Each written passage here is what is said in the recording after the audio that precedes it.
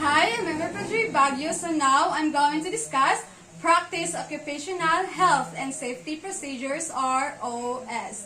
So before that, I'm going to show to you the objectives of our lesson for today. Number 1, identify hazard and risk. Second one, and explain workplace hazards and risks.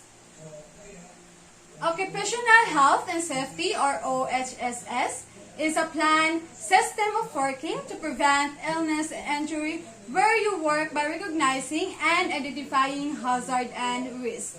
So the first one is management commitment management can show their commitment to OHS by establishing an OHS policy and identifying its objectives. The second one is planning. Planning includes setting standards for management and employees by establishing. The third one is consultation. Consult and work with your employees. It is important that employees have a basic understanding of what could be considered high-risk activities in the salon.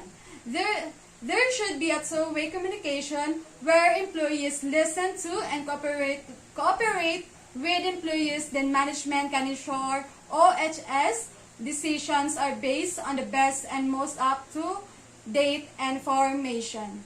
So the fourth one is training. Training, it is important to give the health and safety training to new or inexperienced workers. It is including those that have been away from the workforce for some time. And the last one is risk management. Involves identifying the hazards present and then evaluating the risk, taking into account the existing precautions. So what is hazard and risk? Hazard is a harm or adverse health effects on something or someone under certain conditions at work, while risk, the chance or probability that a person will be harmed or experience an adverse health effect if it exposed to a hazard. So identify hazard and risk. Identifying workplace hazards means looking for those things at your workplace that have the potential to cause harm. It is consulting with salon employees, conducting a worker survey, inspecting the workplace, and ensuring that the information supplied by manufacturers and suppliers is regularly updated and made available to all in the workplace. So next, these are the common hazards in a beauty salon include. The first one is electricity. It is a common accidents in the workplace can result from contact with faulty electrical equipment that may have become loose or from contact with worn or damaged power cords and switches. The second one is chemical hazard. Chemicals used in a beauty salon like nail polish removers, callus removers, and acrylic powders for artificial nails are common products found in many nail salons. It causes skin irritations and respiratory problems. So the third one is slip, trips, and falls. It is are common occurrences in workplaces. People slip and trip on slippery, rough, or uneven surfaces and may fall down from stairs or off ladders. So the fourth one is fire. The range, number, and portability of electrical equipment used in salons together with their proximity to water make for potential hazardous situations.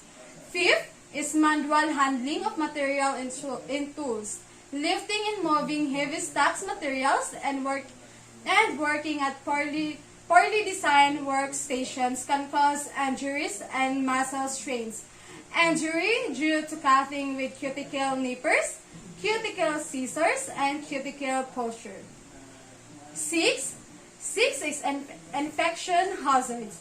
Unsafe or unhygienic practices in the beauty salon may affect the health of customers and workers that may lead to exposure to biological hazards that cause infections such as bone pathogens, hepatitis B, hepatitis C, and HIV, and fungal infections or ringworm. And the last one is ergonomic hazards. Ergonomic is a scientific study of people at work.